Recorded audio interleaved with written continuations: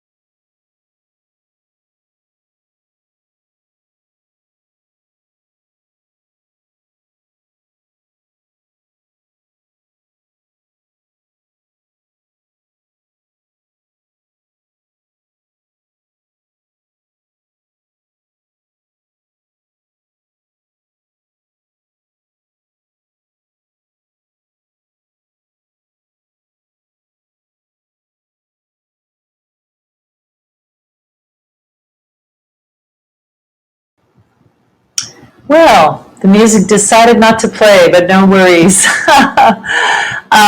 I just want to just quickly do an introduction of my guest. Her name is Charlyne Chiasson, and she's a very special woman who is a Feng Shui design consultant, an author, a geomancer, and a nine-star Chi astrologer who travels extensively, working with clients on several continents.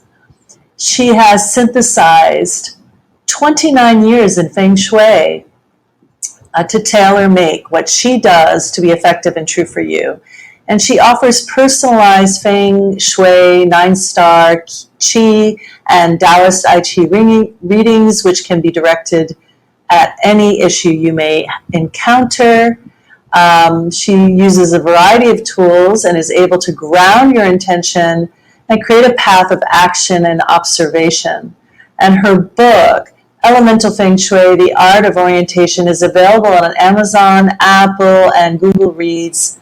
I've posted the link in the podcast description, which all of you can access after this interview today. And I'll also post her social media links, her website, and so forth, so you can easily get in touch with Charlyne. So welcome, Charlyne. I just did your introduction, and I just felt like it would all work out, and I'm so glad to have you here. Welcome. Yes, I'm so happy to be.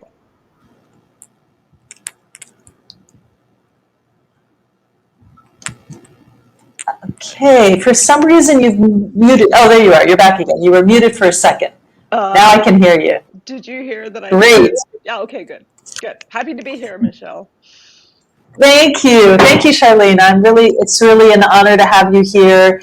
And because I was having my own technical difficulties with my phone, I have no idea how many people are on live with us today because the desktop version doesn't show, but usually it's over 200 people that are listening in. So I just want to say a big warm welcome to all the people that have been loyally following Embodying Your Higher Self Tools for Living Consciously. And my name is Michelle Champaka. I also offer healing retreats both on Bali and in Mexico, and you can find out more about who I am and what I do at www.spiritweaverjourneys.com. And you can also buy me a coffee. I just started, I learned about this. Buy me a coffee. I'll post the link if you want to help to support this show. I have yet to receive any revenue. So any donation, any support would be super, super appreciated. So thanks everyone for coming. And today we're going to have a really exciting podcast. So I would love for you to tell us a bit more about Feng Shui. In fact, you're the first person uh, of all of the guests that I've had on this podcast that has ever talked about Feng Shui. Sounds Oh, like well, there sounds like there's a lot of noise in the background there, Charlyne. how's that? How's that now? I just closed all the doors. Okay, perfect, awesome.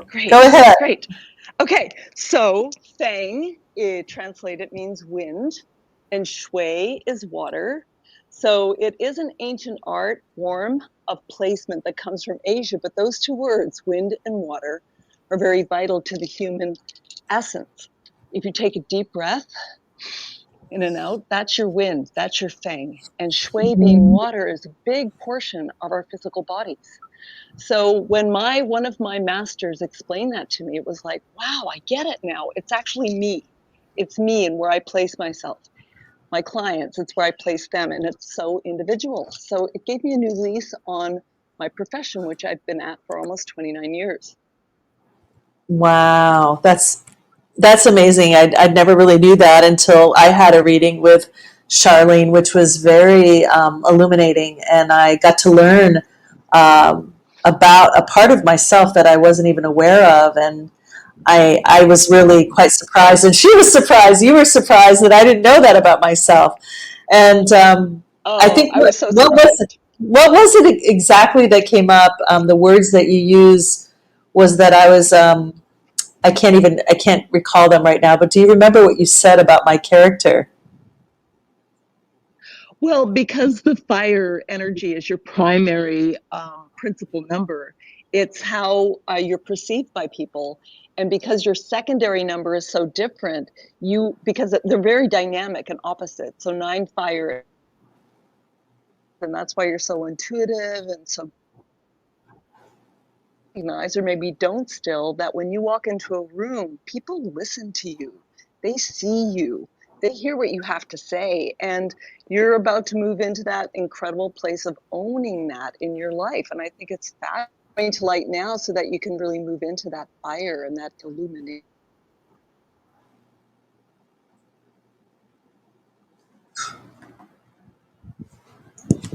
Hello? Okay. Oh, yeah, it seems like the connection is going in and out, so I may grab my other modem just in case this keeps happening. But I really, as you can see just from the little bit that Charlyne shared, how how detailed the readings are with Charlyne.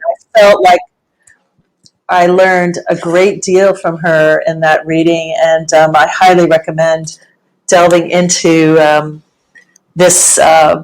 Would you call it the 9-star reading, or what would you particularly It's call it? Well, for me, it's Feng Shui astrology, but it's also called 9-star key. And it's Ah, based on the 7 stars of the Big Dipper and Polaris and Vega, the yin and yang star. And it has to do with personality and elementals.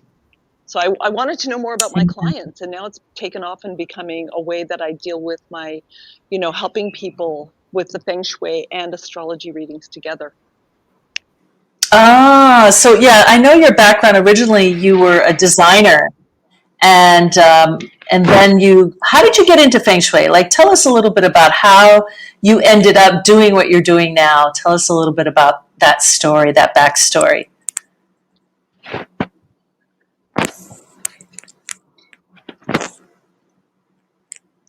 Okay, so I was really interested in design. So I have a degree in interior design.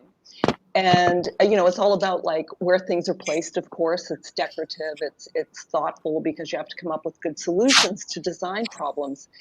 Then when I was 1994, I was pregnant with my daughter, and somebody gave me a book, and I read it cover to cover in one night. It was very well illustrated, and I went, I've been doing this my whole life. So it was just natural for me to start practicing Feng Shui principles in my work in design. And everything I've done from that point on has been just one of those things. It just has been working. I get it, I understand it.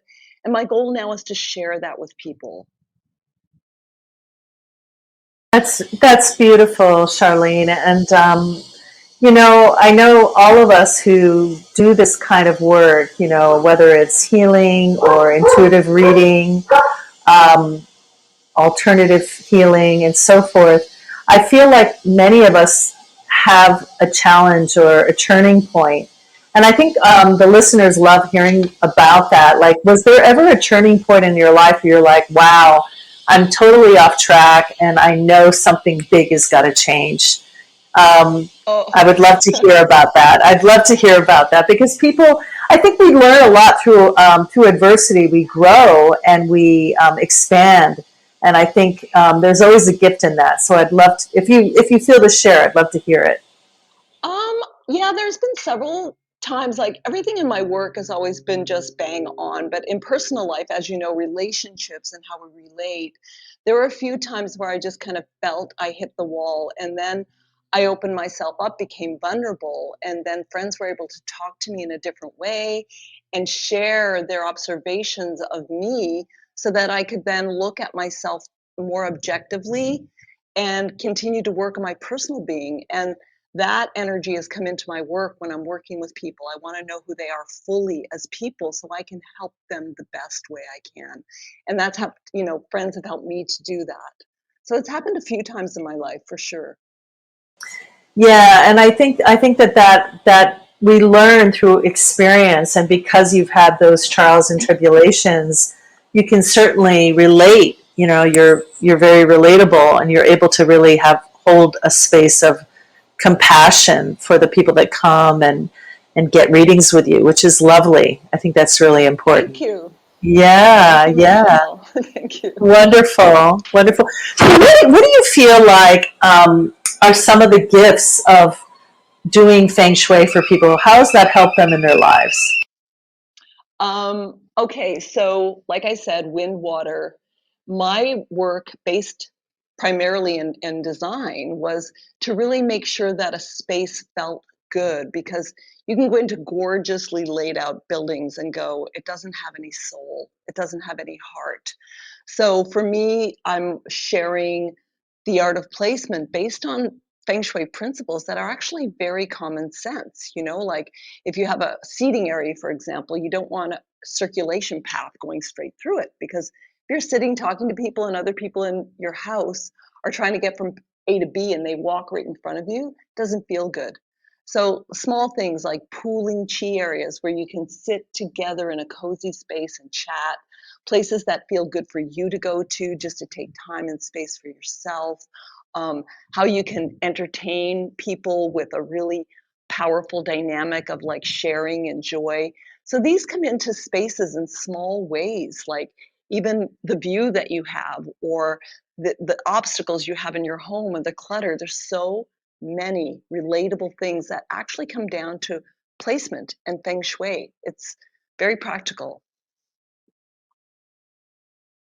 Wonderful. I think that's really important because a lot of people talk about decluttering your life, decluttering your home, and you declutter your brain. And I really live by that because I only have one place where there's a little bit of clutter, and I'm looking at it right now. It's my workspace, and I'm like, I really need to clean it up. And I actually live a pretty decluttered life. So, I mean, I don't know if you go in and you help people with that kind of thing. You help people to declutter as part of the feng shui consultation. I don't help them to declutter because there's so many people out there doing that. My level of work is to identify the areas that are cluttered and what that means to them in their life, what it's blocking. Okay. So they can go in and do that later, but I'm pinpointing things that are very personal to them that may assist them in terms of shifting up energies. And right now I'm doing I'm just going through all the animals of the Chinese zodiac on my Feng Shui channel, but I'm stopping to do little travel things, and because I'm traveling. So I'm talking about how the northwest corner is where all travel and helpful people are located. And so if that's an area in your home, whether you're doing 3-door system or whether you're doing compass school, that area in your home is related to travel. So if it's cluttered, you may not have the ability to travel, or you may not have helpful people in your life. And it's Wow. related directly, related directly across from the southeast, which is all about fortunate blessings. So if either of those locations are compromised, then those are the things that are going to be affected in your life. So when I go into somebody's home, I, automatically go to the directions that I know they don't resonate with, and they're going, no, let's not go there. And I'm like, yes, but let's go there. Let's unlock that. Let's see what you can do to bring Oh, that energy and, aliven it and change it. right, right. And when you came to my home, you were saying that for me, based on the reading you've done for me, that I should be sleeping with the head of my bed facing northwest, I believe you said. Yes, because you're a West life person. And so your Right. directions are southwest, west, northwest, and northeast. So one of those directions is going to support you better. And then, of course, we look at the door placement as well. If you can't get the head of the bed right, that maybe the door entrance is, one of your West life directions. So, I mean, we didn't go to that extent because I was just kind of double checking for you. But, Right, those are the right. things I check. So when I find a couple that one's East life and one's West life, then I know the house is going to have more balance. So when I do my chart work and get your personal information and your 9-star key, I know so much about you before I walk in the door. So I know what I'm looking for, and I'm listening to things that you want to change in your life, and I'm relating it to what I'm finding in the space. Wow, that's awesome. And it makes me think, though, I have a chair right in the northwest corner, and it's kind of creating a sense of clutter in that Ah, corner that you just talked about, which is related to right. travel. And I really Yes. want to be traveling, starting probably in as early as May, but could be not until September. So I'm thinking I better move that chair from that corner. Or the other solution is declutter the chair and spend time sitting in that chair because it's in one of your powerful directions. So Oh, sit there and think about your travel, and then look to the other side of your house or the other side of the room and to see if there's something that's cluttering that area, because you're opening up. It's like I'm doing acupuncture for a home in a way. That's one way Feng Shui has been described. that's awesome. I love that analogy. I've never heard that before, but and I love everything you're sharing, and I'm sure our listeners are really enjoying it as well. And I guess the one thing I'm thinking about now is, a lot of people are going through some really challenging times. The energy has been quite intense in the ethers, so to speak. And I'm just wondering, how can Feng Shui help people that are going through challenging times? Do you have any examples of cases, or what can you tell us about that? How can it help people who are having difficult times? Okay, so what I would do is I would say find a place in your home. Some people live in small little spaces, but find a spot in your home where you feel super comfortable and work with one room and make that room, work on every part of that room to make yourself feel really happy. And then go there and sit and contemplate. Write out things that you want to achieve. New moons are great for that, like writing down 10 things you want to do. It's more about intention setting. And when you're in a place where you feel good about yourself and you feel good about the room, or you've painted it or rearranged the furniture so that you like it that much more, you're allowing your energy to go into a space to feed you in a different way. And especially in these challenging times, we need that refuge. We need that place of sacred space. So it's creating that sacred space in a location, in a room. That's what I would offer for that particular question, Michelle. Oh, I love that. And I think that's really helpful. And I'm sure that a lot of people appreciate that kind of advice. Do you have any other tips that you would like to share about how Feng Shui has helped you in your life?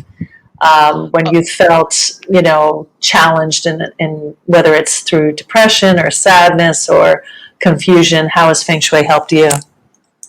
Well, because I do this as, a work and I've been doing it a long time, of course, my spaces and how I set things up are very important for me. But as I started doing more readings and using I Ching, I now go to my own readings and do readings for myself just to kind of let me know where I'm at. And because we tend to stay in the head mind and we don't drop down into the heart mind to get answers, taking time to meditate in a room that you've created for yourself that's sacred can bring you right into the point of what you need to ask. Like, what question is like, what do I need to do? So my own readings help me, and always just like making sure that I change the water on the flowers, that I dust, that I keep my space sacred. And that always gives me that awe feeling where, okay, I can move forward now. But I'm also super observant. And because I've done this for so long, it's hard to condense that into one simple answer. So I think just offering that might, get people on board with, just what they need to do for themselves to make themselves feel comfortable, tuned in, and then tap your chest. That's your thymus. That's your heart mind. And that gets you to drop into what's really going on for you. Beautiful, absolutely, and that kind of relates to the Chinese system of qigong, because when I do qigong, they recommend tapping the thymus as a way to strengthen the immune system. So it's all interconnected. Absolutely, the feng shui, the qigong, all of it is definitely working together to create harmony in one's life. I wanted to bring up the book that you wrote, which is Elemental Feng Shui, The Art of Orientation, which is available on Amazon, Apple, and Google Reads. So I will definitely post the link in the description, but tell us a little bit about the book and what people can find that could be helpful for them in that book. Okay, so it was inspired by working with an architect and having to explain to him, as I was doing the basic design, that design would go to the architect and then he would interpret what I was trying to say in Feng Shui. So eventually I went, I need to write a book so people can understand the principles, the theory, and how it affects each and every space. And basically, the book is all the definitions, minimal about the theory, but enough to understand it, especially the five elemental theory, which is the basis of Qigong, Feng Shui, Tai Chi, traditional Chinese medicine, Tibetan healing. It's very core to what we do, and how I see you elementally as a person also has how I read a space for you. So the book is, the way it's written, it's very graphic. You can pick it up at any point. You can learn about your own physical, like, elemental stance in your body. You can learn about it in the environment. You can learn about, what does this word mean. You can learn what's going on in your bedroom, or what's going on in your hallway or your entry. There's a lot in there, and so yes, it was designed towards the design, development, builder, you know, architect module, but there's something there for everybody. So that's the book at this point. Yeah, the art of orientation. How do we place ourselves? Very different from each and every one of us, but there's some really good pointers in the book. Awesome, awesome. Yeah, I definitely want to get a copy myself. I saw it when I came to your place, and I was like, oh, I would love to have this book. So definitely check it out, everyone. Charlyne is an amazing woman, very intuitive, and has so many incredible insights that I think could really help you and benefit you in your life. So tell us a little bit about what are you planning for the future? I know you're working on this video series about the different animal archetypes. Is that going to lead into something else, like a workshop or a retreat program, or what do you have planned? So what I've planned, because of COVID, I started my online YouTube channel called Radical Feng Shui with Charlyne, because my approach is very different. I don't pretend to be an Asian Feng Shui master, not even close, but I have a lot of knowledge. and I'm working it through the North American, European, understanding. So what I'm doing with my channel is I'm giving people little sound bites of all kinds of different things. And because I do a big write up on the animals every year, the year, this is the year of the water rabbit. On my web page, you'll find 3 posts in my blog section about the animal and about predictions. So eventually, what I'm going to be doing is offering 9-star key astrology classes for people that want to know more about themselves and their partners and families. So that's one thing I'm going to be doing. And I've got some other things in mind, but as I travel, I'm trying to sort out how I can offer it digitally, like a digital nomad, and the best thing to do and how to present that. But I have offered courses in the past, and I'm just going to continue to put out like basic feng shui for people. For sure, I'm going to be doing a travel feng shui thing. I'm definitely doing 9-star key astrology for relationships and understanding, because I think it's really core is understanding each other. And so that's kind of my first hit will be relationship feng shui, probably coming up in May of 2023. Wow, wonderful. And that's exciting. I'm looking forward to hearing more about that when it gets closer to May. And I'm just curious because I'm sure a lot of people are wondering how do you keep the practice of feng shui in your life when you're traveling so much, Charlyne? And I know other people out there travel and they're going to business meetings and so forth, and they have to travel several times a month. How can you bring feng shui into your life under those circumstances? Okay, good question, Michelle. So, as I said, the 5 elemental theory is very Asian, and we take from the 4 elements of the West, but we take air and split it between metal and wood. Now, the 5 elemental theory has a placement sector to it. So, in your body, your back is the turtle or the tortoise, your left is the dragon, the tiger's on your right, so it's lower. The phoenix that flies free, or the fire element, is in front. And we are the coil snake, the element of earth, in the middle. So, when I urge people to travel, I always urge them to have a good view and good backing. So whether that's in your bed and having a proper headboard and having things higher on the left-hand side where the dragon is, and that's the wood element, and having things a little lower on the right-hand side, which is your tiger, having a good view so that you can see where you're going. Just get, if you look out your door of your house and it's all, trees, then those are obstacles in your path and you have to get around them. So when you have a good view, it's called Ming Tang. And if you see 1.5 kilometers in front of you, doesn't matter what window in your house, could be the bathroom.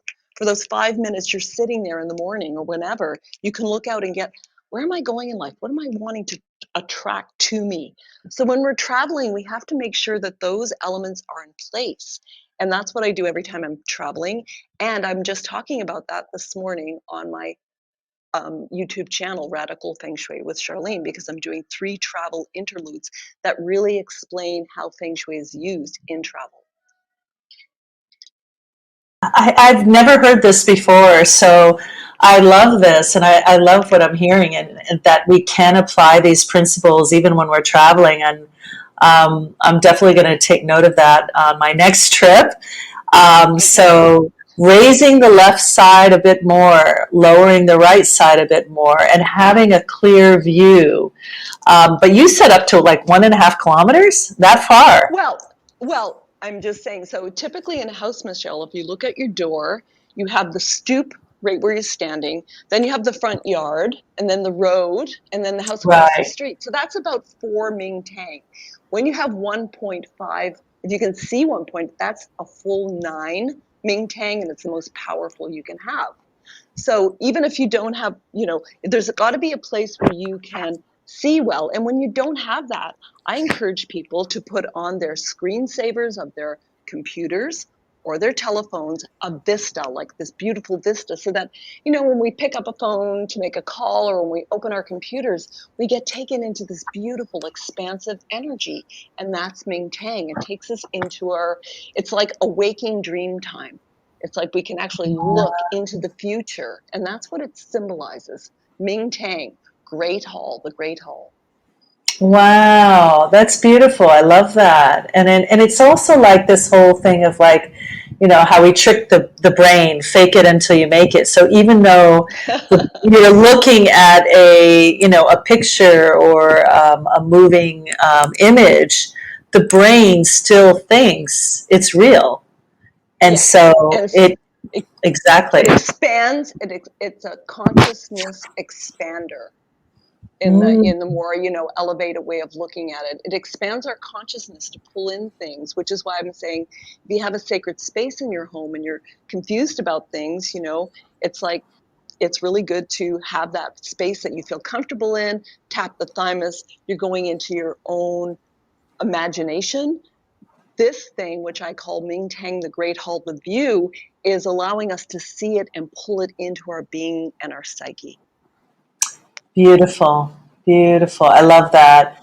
And I love that idea that we're going into the space, but we can also go into it through a meditative state, it sounds like, and going on a Yes, guided visualization or listening to a guided exactly. meditation. Okay. Yeah, so these are all just tools. And Feng Shui, there's certain things in Feng Shui that fit right into those modern, tools of self-awareness, actualization, responsibility, and really owning where we are so that we can actually change it. Beautiful, beautiful.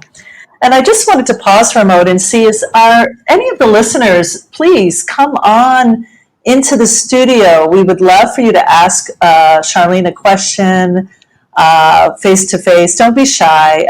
She would love to answer it. But if you are feeling shy, then just type it into the little comment box, and that way Charlyne can see it and answer the question. But yeah, it makes for a really engaging show. So please don't be shy. Come into the studio and ask any questions you might have for Charlyne at any time. Just give us a heads up. Yeah. And just as a note too, that in my book is to buy it personally, you can buy it on Frisson Press. So I think I will send you the link for that you can share, and it's also on my webpage and the other things that you're sharing. Yes, I put the link in the comments box, but I will also put it on the actual web page. I have a Podbean web page, and I'll put it there. All the info about your IG, your email, website, YouTube channel, and how to get the book from Friesen Press.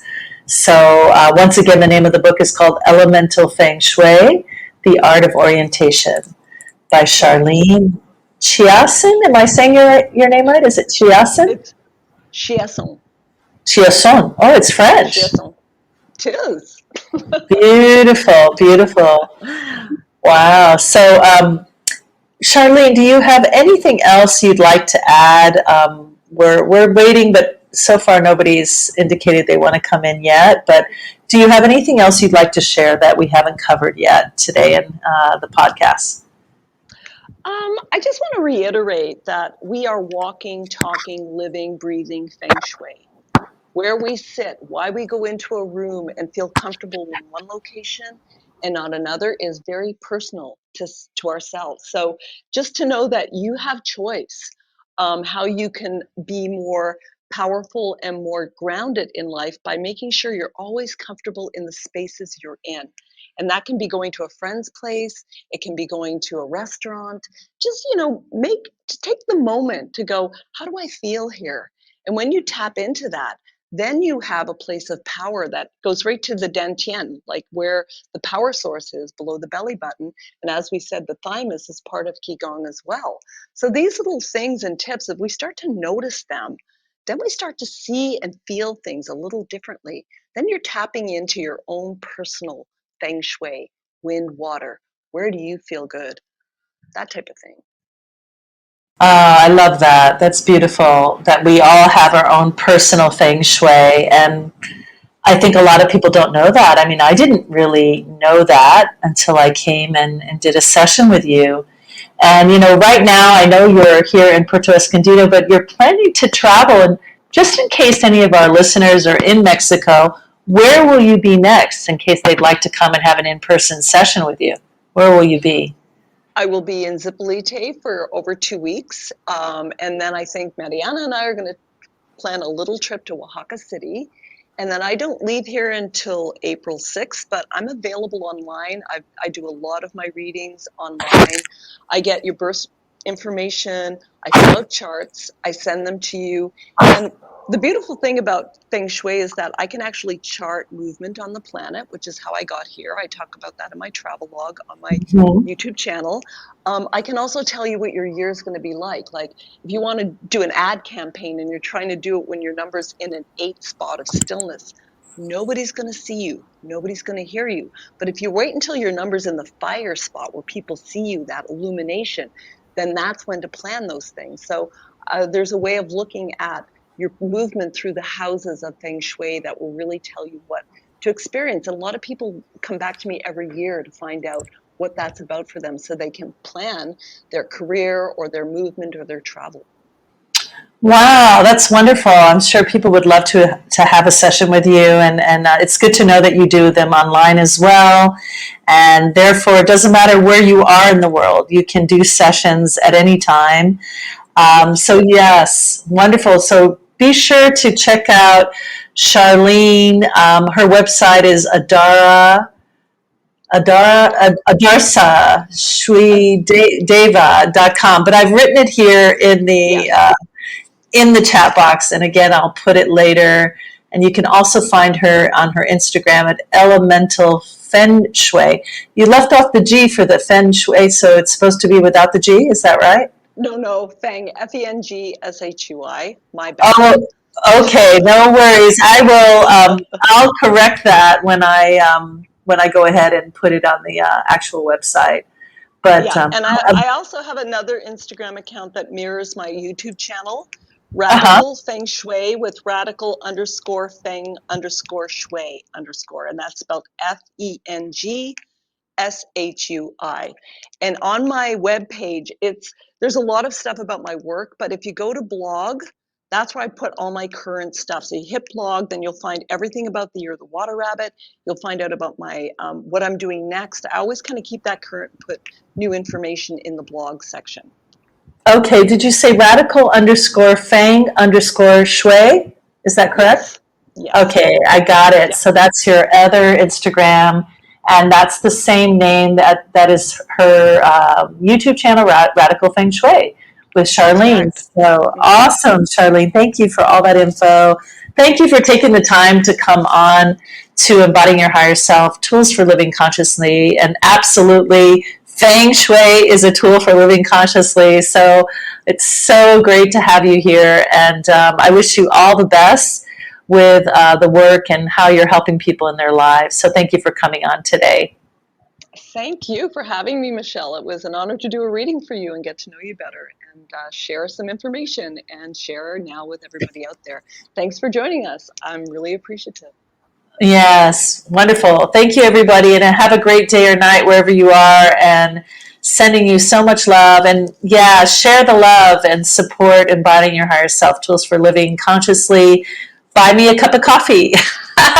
Okay, great, everybody. Have a great day. Bye for now. Ciao. Ciao. Thanks, Michelle.